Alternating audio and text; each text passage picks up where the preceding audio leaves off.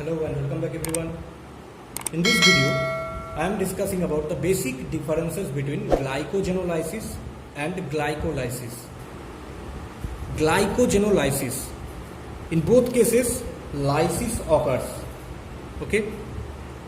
In glycogenolysis, glycogen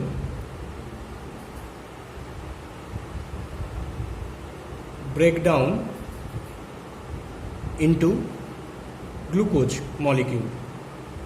Okay, and in glycolysis, glucose break down and forms pyruvic acid. Okay, this is the first point.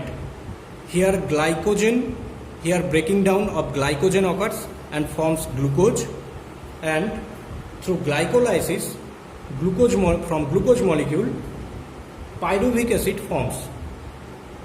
Okay. Next, where this process occurs, this glycogenolysis occurs mainly in cytosol of liver, kidney and muscle cells of the body. Okay. Glycogenolysis occurs mainly in liver and kidney, and when it occurs in liver and kidney, it produces glucose. And in muscle cells, in anaerobic condition, that means in the absence of oxygen, it forms lactic acid. Okay. And this glycolysis occurs almost all cell cytosol.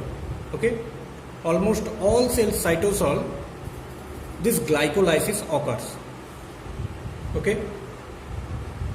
Next point, function of glycogenolysis and function of glycolysis. The main function of glycogenolysis is to maintain blood glucose level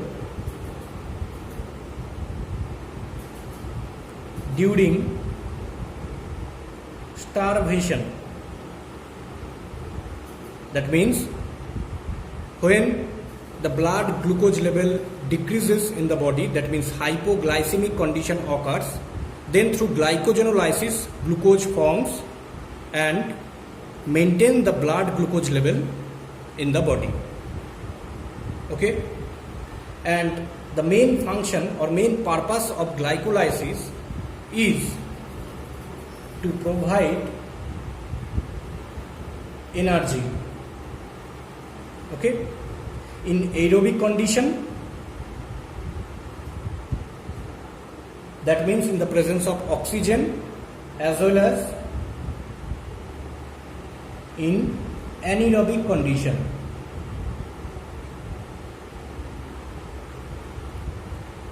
Anaerobic condition, that means in the absence of oxygen. In both cases, through glycolysis, energy provides in the body. In anaerobic condition, only 2 molecules of ATP generated, and in aerobic condition, there are 8 molecules of ATP generated through the glycolysis. Okay. Next point, hormonal regulation.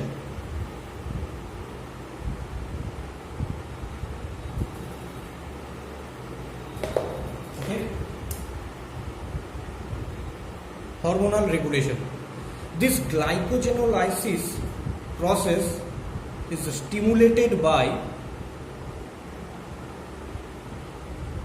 glucagon, epinephrine, and it is prevented by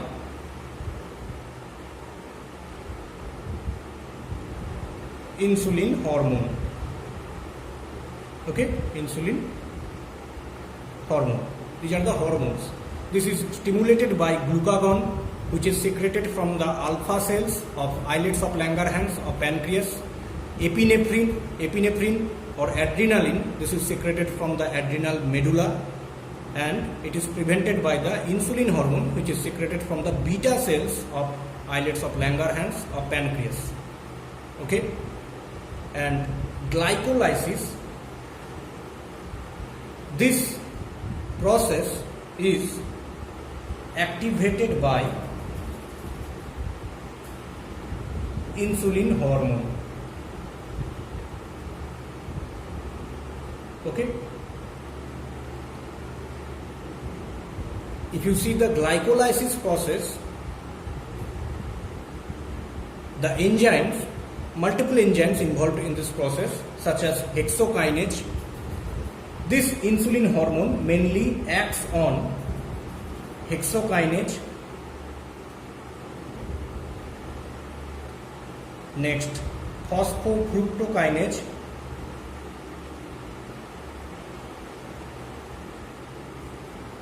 And pyruvate kinase.